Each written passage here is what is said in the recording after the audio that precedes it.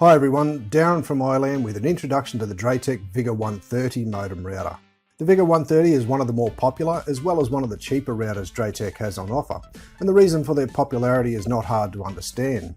There's two groups of people the little Vigor130 is ideally suited to. The first is someone with no need of a network who just needs a basic ADSL or VDSL modem to plug their PC into, with some bonus security features to get them online quickly as well as safely.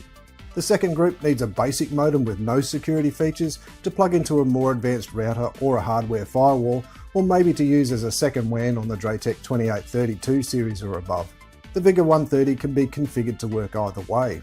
Turning off the internet sharing or security features of a modem router is called bridging. I'll include a link below to the DrayTek knowledge base article explaining how to configure the Vigor130 for that, as well as a video from Roy explaining the steps. So on the back here we have an RJ11 port to plug your ADSL or VDSL line into, and we also have a gigabit Ethernet LAN port that you connect to your PC or to the WAN port of your other router or hardware firewall. On the front we have some link lights to tell us what's plugged in and if the modem sees an ADSL or VDSL signal, but that's about it. There's no Wi-Fi, so no antennas, and nothing else to get in the way when all you're really wanting is just a basic no-nonsense product.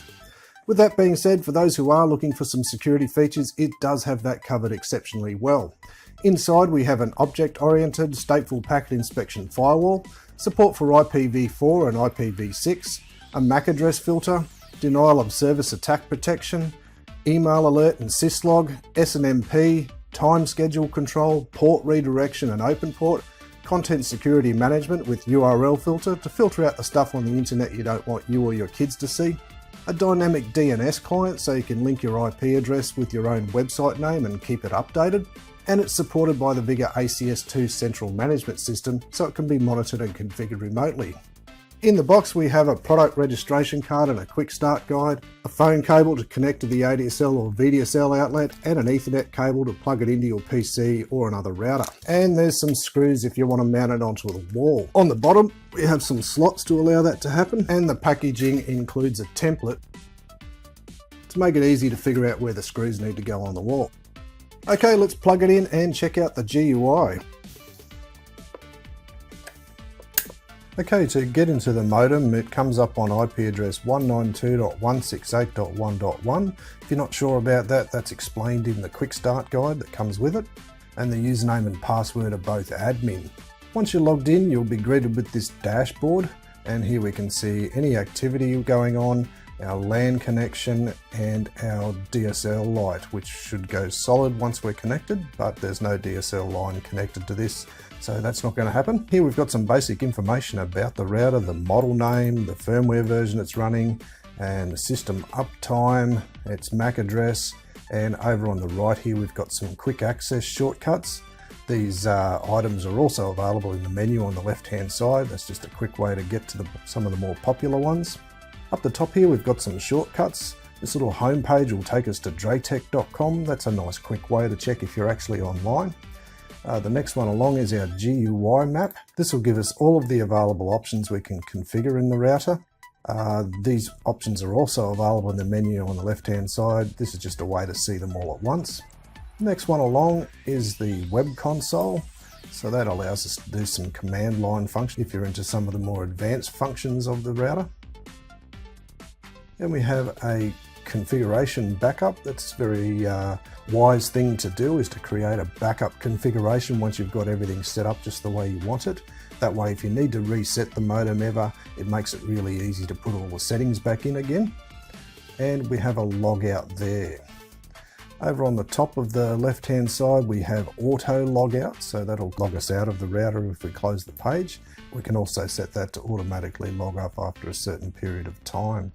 Next we have wizards. We have a quick start wizard to put in all the settings you need to get online quickly, and an online status. Physical connection will show us if we see an ADSL line, which it doesn't. It says training because I don't have one plugged in, and once we are plugged in and connected we'll see an IP address over here, and then some transmission packets and so on.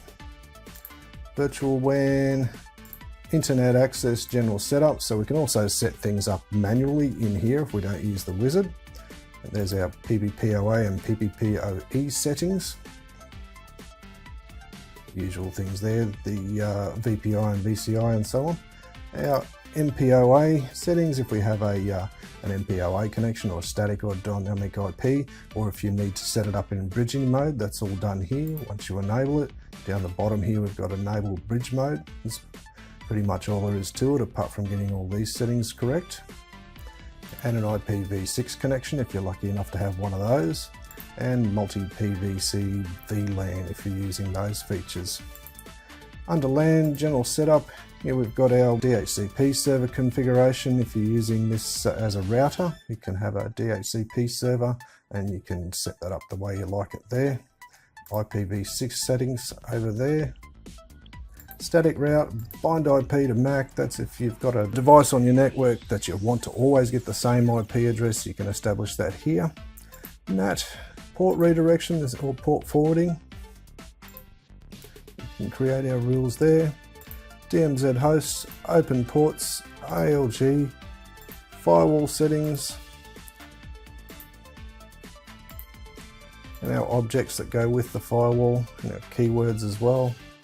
Content security management, it also goes in with that. We can set up profiles. Applications, there's our dynamic DNS client. Scheduling, UPnP, IGMP, system maintenance, there's our system status, our TR069 settings, that's for the Vigor ACS2, that's for our remote monitoring and configuration for more advanced users. The administrator password, there's another way to back up the configuration as well as this button up the top right here. Syslog and mail alert, time and date settings, our management, self-signed certificate, reboot the system and upgrade the firmware from here as well. Some diagnostic tools, probably the ones I use most are the ping diagnosis and trace route. That's how we can check online. Our DSL status gives us more advanced details about our DSL line. So we'll see our actual rate and attainable rate in our upload and download speeds. Probably the most important ones, if your line's dodgy and keeps dropping out, and so you should be able to tell that with the signal to noise ratio margin and attenuation numbers that you see here. And that's about it. The product registration link there, which won't work because I'm not online. Okay, so that is the DrayTek Vigor130. They come with a 2-year back-to-base warranty and are available now from DrayTek resellers. For more information about all DrayTek products, please check out our website at www.draytek.com.au. If you have any questions, please comment below, or you can send us an email to sales@draytek.com.au or give us a call on 02 9838 8899. Once again, I'll include a link below to a test drive of the configuration menu so you can try this out for yourself. If you enjoyed this video, please give it a like below and don't forget to subscribe. Give the bell a click too if you'd like a notification of new videos as they go up. Thanks and bye for now.